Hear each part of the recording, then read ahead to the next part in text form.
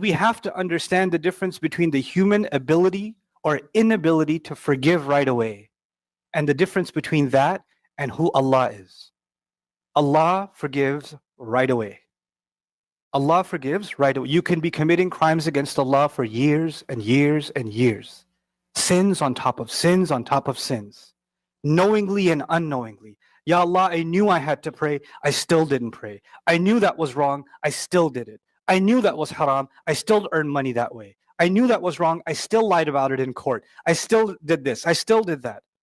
I did hurt this person because I was angry. I did this because I didn't care about it. I did this because I just didn't want to hear anything else. I was selfish at the time. I was drunk on my own emotions at the time. Whatever it was.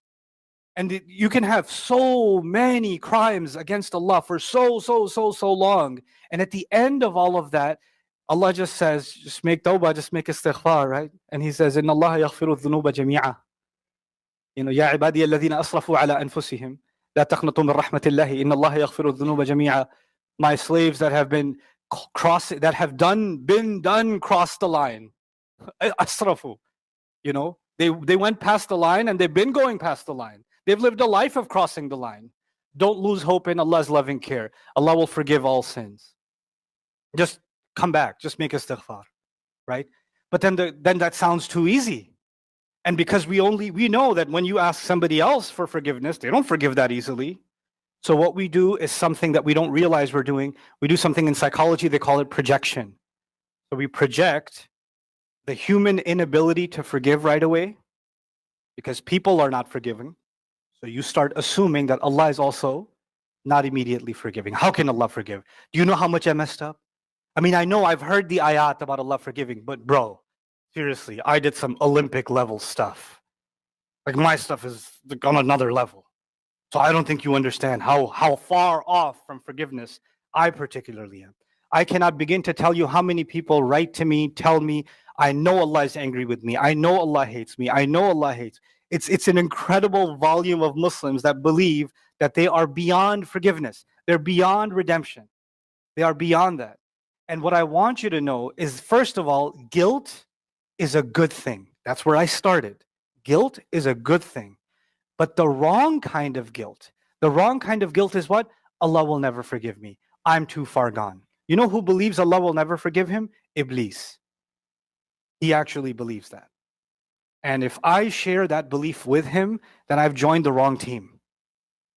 I cannot believe that about myself. You cannot believe that about yourself, that Allah will never forgive. You cannot do that. You can't do that to yourself.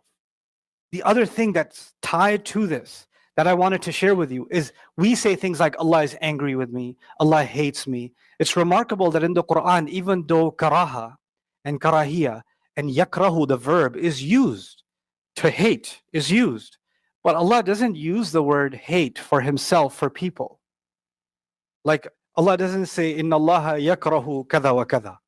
Allah hates so. He says, Inna Allah la yuhib. Is Allah doesn't love. Allah does not love. He goes that far. He says he does not love certain kinds of people, but he never says he hates certain kind of people. In fact, when Allah does mention hate with himself, he mentions some kind of action with it. So kariha Allahum bi'athahum, for example. Allah hated that these people should come along. So he'll mention an action that he hates, but he doesn't mention people that he hates. The farthest he goes in the Quran, he says he doesn't love certain kinds of people. He doesn't. They stop qualifying for Allah's love, which brings me to the next opposite extreme. On the one hand, there are people who have so much guilt, Allah will never forgive. On the other hand, there are people that go further than even Christians. God is love, man. Allah forgives. Why you gotta feel guilty about it all the time? Allah will forgive. Allah understands. Allah gets me like you don't get it. I have this special connection with Allah. He gets my situation. Allah will forgive. Allah has unconditional love. I love this phrase, unconditional love. There's no such thing. It's not even in the Quran, but we like to throw it around because we've heard it in a movie or somewhere, and we think that it applies in our religion. There is no such thing as unconditional love.